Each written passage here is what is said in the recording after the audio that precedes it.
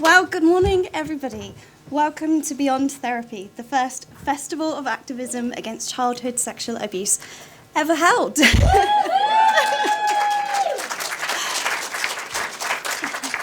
My name is Gemma, and I'm the new CEO of The Greenhouse. The Greenhouse is a specialist therapy provider for children and young people and families who have experienced sexual abuse.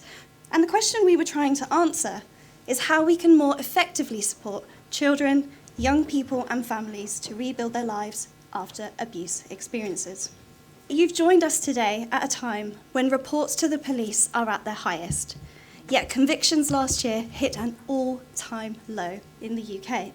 The majority of cases actually never make it to court. The backlog of cases in the Crown Court currently stands at between 58 and 60,000 cases. Some of us are very, very angry at the fact that the legal system has been treated as an optional extra by more or less every government for the last 20 years. Since COVID, and this is not just down to COVID, we know that the system was not working effectively and has ever worked effectively for survivors, particularly around the criminal justice system. But COVID, we saw, really blew that up, for want of a better word. And many of our therapy services have waiting lists of over 2 years. Our research found that there are only 122 specialist therapy providers like the Greenhouse across the UK. But in the Blue Star Research Project this year, we conducted a national survey of childhood sexual abuse specialist therapy providers like the Greenhouse. We spoke to therapists, wider professionals, survivors and their families to try to understand what the barriers to pre-trial therapy are. Families are often involved with multiple agencies and are asked to tell their stories so many times, and this can really reinforce the trauma that they have experienced. I've been working in London for the last 8 years and co-founded a service in London called The Lighthouse, which was the first service in the UK that brought together in one place for children and families health services, criminal justice services, child protection services, specialist charitable services, all working together, therapeutic services, so that the child just had one place to go to, and that's a model called the Child House model. The Lighthouse was set up, as services often are, for therapeutic support to children, but it became clear that the parents just needed something. They were saying, what can we do, how can we support? And we hadn't really anticipated that there would often be two clients in the room, or, there was the parent going through what they were going through and the child. So thinking about how safe they were and how to help support safety and how to access services for adults as well, but also how could we enable them to be alongside their child without being too triggered. Some of the messages that I hear from children and young people all the time when they come into the Lighthouse and they speak about what their goals and wishes are, and always at the top it's my parent got to be okay, will my parents survive this, I'm really worried about my parents, I want them to get help, I want my mum to get support, I want them to be looked after too. Everybody's trauma is different and we need to recognise some of the disparities in that and be able to respond to that in a really careful way, just to ensure that we are including everybody. There are children who are nowhere near ready to give their evidence when they come through the door the first time, but will then volunteer when they're ready to go to the talking room, because we actually work alongside these people day in, day out. We've been stumped by the same complex cases. We've found our way through them together. So exciting to be here. Today is really special for me.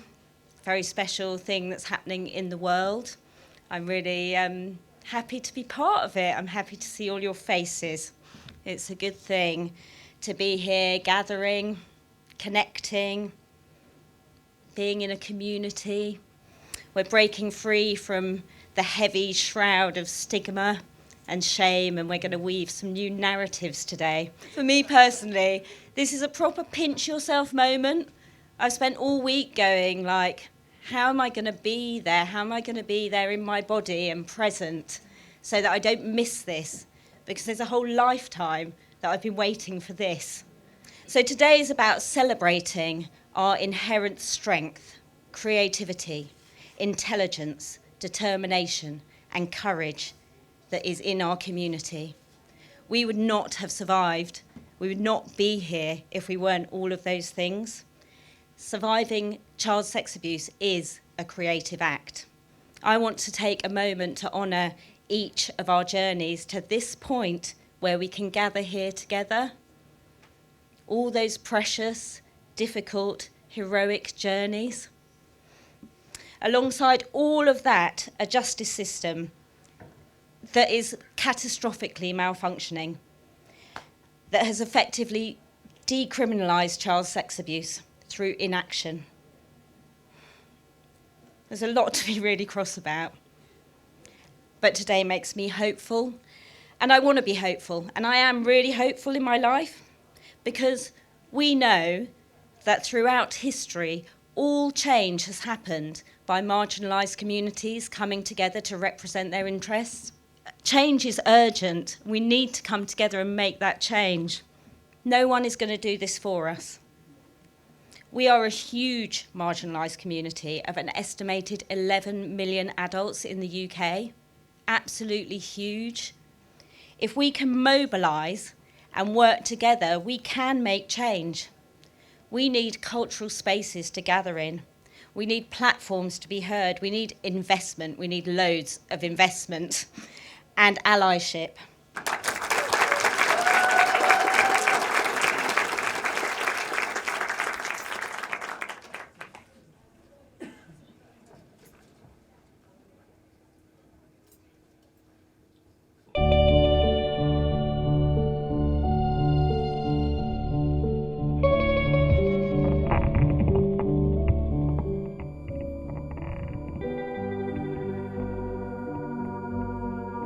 PTSD. The flashbacks. PTSD. The flashbacks.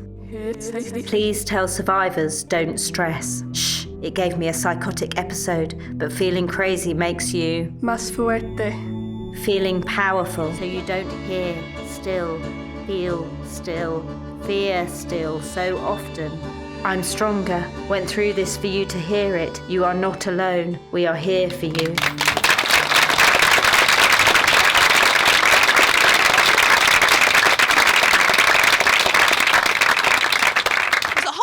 Why Gemma and Thea have put this on is to bring some celebration and playfulness to this, because we sit in enough conferences, don't we, where it's really boring and everyone has to be really serious, but today it's about celebrating the fact that we're going to change things. How exciting, Bristol! Give me a whoop if you want to change things. Lovely. And I'm very proud and happy to be out as a survivor activist. Art is activism. Art is a force for change. How to be a reliable witness. You must not be unreasonable. You must not raise your voice. You must not swear. You must not forget a thing. You must not be a road over the moors. You must not turn. You must not harm yourself. She's super strong and also super compassionate. Yeah. So like a real big heart. You must not be a muddy path. You must not stumble. You must not be young. You must not swim in a river. You must be a stone. You must not be fire. You must not use metaphor. You must not go out alone. You must not laugh. You must never get lost.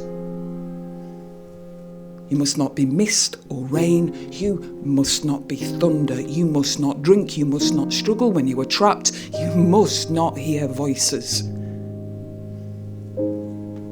You must not forget a thing. You must not stay out all night. You must not trust. You must not see ghosts. You must not cry out. You must not fill in the gaps. You must not find meaning. You must not take feathers home. You must not be a bird. You must not sing. You must never forget a face. You must not ask angels to guide you. You must not gamble. You must not dream. You must be a strong roof in a storm. You must not leak. You must not walk through the trees in the snow. You must be snow. You must be silent and very still. You must not ask questions.